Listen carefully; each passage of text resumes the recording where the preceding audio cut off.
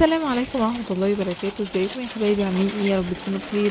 بسم الله والصلاة والسلام على رسول الله سيدنا محمد وعلى اله وصحبه وسلم. النهارده جبنا لكم فيديو جديد من قناتكم يلا بينا نلف الدنيا. وهنلف فين النهارده؟ ايوه زي ما شفنا كده في العنوان، سوق الميدان في الفجر.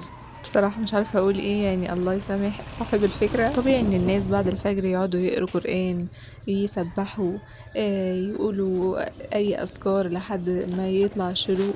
مش ينزلوا يشتروا خضار يعني الفجر، اكيد يعني مفيش حد معقول بيعمل الكلام ده. المهم الحمد لله نزلنا على خير وما كنتش لوحدي زي العاده، زي ما احنا شايفين كده الدنيا مقفله تماما تماما تماما. الواحد عمره ما عمل كده قبل كده، وقال يعني ان سوق الميدان كبير هيلاقي ناس وبتاع، بس يعني فعلا الناس عندها حق، يعني لازم تنام، امال هيعملوا ايه؟ الناس اللي مغطيه الفرش بتاعها والناس اللي فاتحين بس مش موجودين. بس ما احكيلكوش بقى على كميه الهدوء والروقان اللي في الشارع والفضا بقى، وكأن الشارع كده بتاعنا ماشيين فيه لوحدنا طبعا، ولا في سمك ولا في اي حاجه ولا في اي حد فاتح. هنلاقي شويه قدام حد فاتح بس مش عارفه يعني ده كان فاتح ليه وسايبهم كده. الحمد لله نصيبنا عشان ما نطلعش كده على الفاضي ويبقى رحنا وجينا على الفاضي. اما بقى بالنسبه للناس اللي ما تعرفش اصلا سوق الميدان، فسوق الميدان ده يعتبر واحد من اكبر الاسواق في اسكندريه تقريبا، وهو بيكون كده ما بين المنشيه وبحري، يعني حرفيا بنخرم له كده من المنشيه، نمشي من عند الجندي المجهول للاخر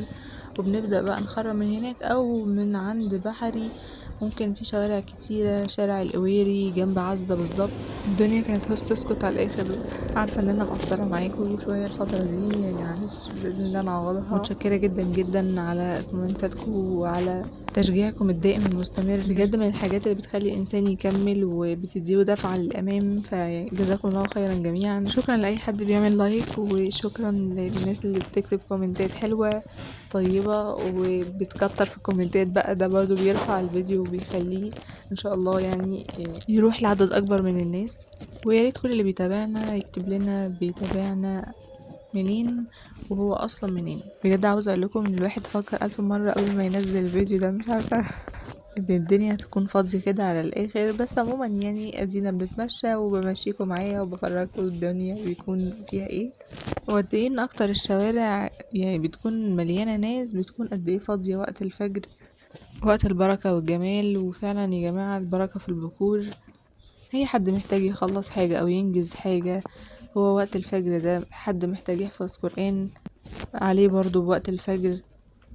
كمان نقطة عايزة أقولها لكم، من كان يريد الدنيا فعليه بالقرآن، ومن كان يريد الآخرة فعليه بالقرآن، ومن كان يريدهما معا فعليه بالقرآن. فيعني شوفوا بقى انتوا عاوزين ايه وركزوا على القرآن. الرسول عليه الصلاة والسلام قال لنا اللهم بارك لأمتي في بكورها، يعني ان شاء الله ربنا هيبارك لنا في الوقت اللي بيشتكي من الوقت مش مقضي، وانه مش لاحق يخلص، وانه مش عارف يعمل ايه، وكل الكلام ده كله يعني عليه بقى بوقت البكور يلحقوا بإذن الله هيخلص اللي وراه، سواء بقى السيدات اللي بتخلص حاجات وراها أو الرجال أو أي حد وراه شغل أو الطلبة اللي بيذاكروا ربنا يعينهم ويوفقهم.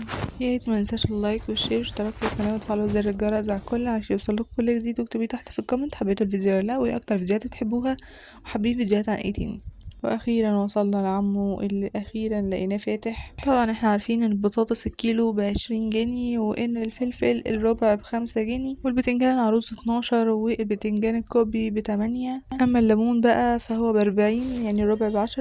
برضه لما نتمشى قدام شوية هنلاقي حد بتاع بلاستيكات وكلام من هذا القبيل، حاجات المطبخ يعني. بمناسبة ان امبارح برضه كان الجمعة، فالشيخ في خطبة الجمعة كان بيقول حاجة برضو على القرآن، ان الرسول كان خلق القرآن وكان قرآن بيمشي على الارض.